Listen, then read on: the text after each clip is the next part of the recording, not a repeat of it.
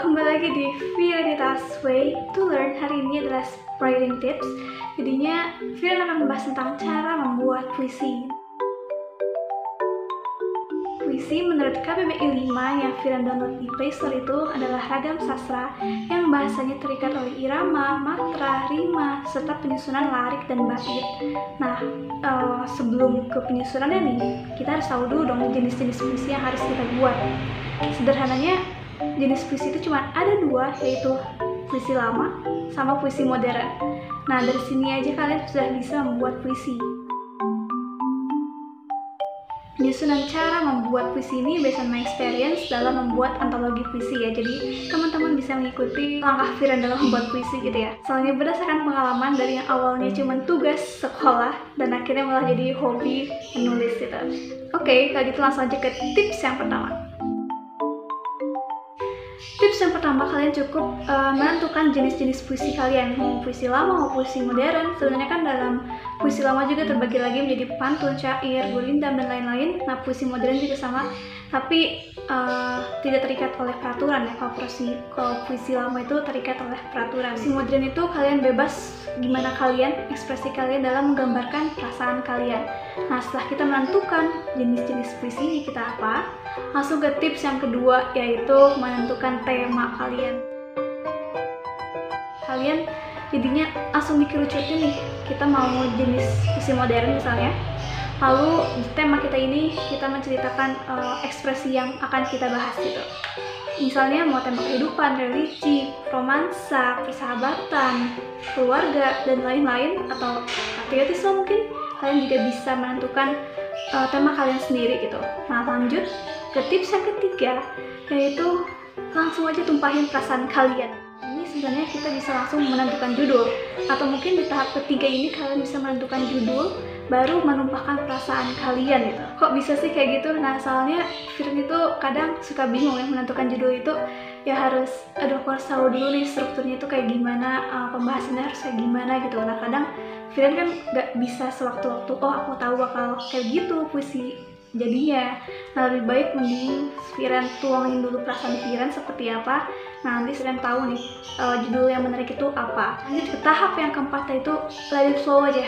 Kalian saat menulis puisi itu ya let it flow aja, ngalir meskipun akhirnya ujung-ujungnya panjang, ya it's okay gitu. Namun alangkah baiknya jika kalian dalam let it flow ini terdengar puitis dan juga harus tetap sesuai sama diksi dan sistematika penulisan sesuai kemampuan kamu. Meskipun kita udah let it flow dari tahap awal, dari tahap menentukan jenis, tema, lalu judul, lalu menumpahkan perasaan kalian sampai let it flow, itu kalau misalnya kalian nggak punya ide seperti apa sih, simple banget. Kalian cukup mencari-cari referensi, kalian cukup mengamati sekitar, kiranya tuh ada cerita apa sih yang menarik buat kalian jadiin puisi, atau mungkin perasaan kalian sendiri nih yang menarik buat kita jadiin puisi gitu. Misalnya romansa atau apapun itulah, pokoknya yang bisa jadiin puisi gitu menurut sudut pandang kalian. Lanjut ke tips yang kedua, jika stuck dalam menulis puisi, kalian cukup tenggelam dalam perasaan itu.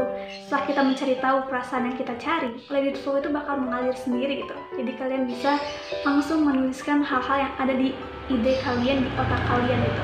Tapi gimana nih kalau misalnya kita udah cari inspirasi, tapi tetap gak bisa nulis puisi?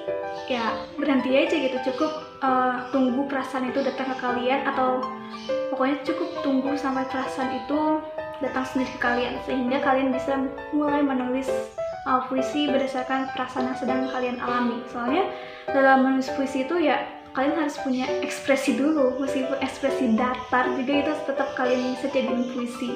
Se-absurd apapun itu, tetap perasaan kalian bisa jadiin puisi. Tapi kalian nggak bisa menunggu perasaan itu lebih lama kalau misalnya itu adalah tugas sekolah ya. Soalnya apapun itu, ya puisi harus tetap jadi sehingga kalian dapat nilai dan lulus dalam pelajaran tersebut. Termasuk deadline project. Nah, jika kalian ingin membuat antologi puisi, itu kan harus satu tema ya. Tapi gimana nih kalau misalnya saat kita membuat puisi itu malah temanya itu ada kehidupan, romansa, patriotisme dan lain-lain, it's okay. Nanti kalian setelah jadi puisinya itu ya kalian bisa mengkategorikan puisi-puisi tersebut kira-kira yang mana aja sih yang sama temanya gitu, baru kalian jadiin antologi. Tips yang terakhir yang Viren garis bawahi setelah membuat puisi, kalian harus membuat ending yang menarik. Ending yang menarik ini yaitu meninggalkan kesan setelah membaca puisi tersebut.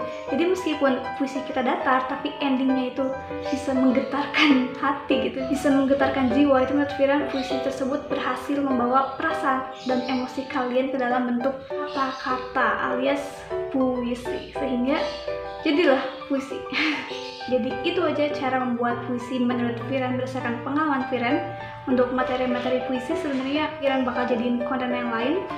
Soalnya kalau Viren bahas di sini udah pasti out of topic ya. Soalnya Viren ingin membahas cuman cara membuatnya doang.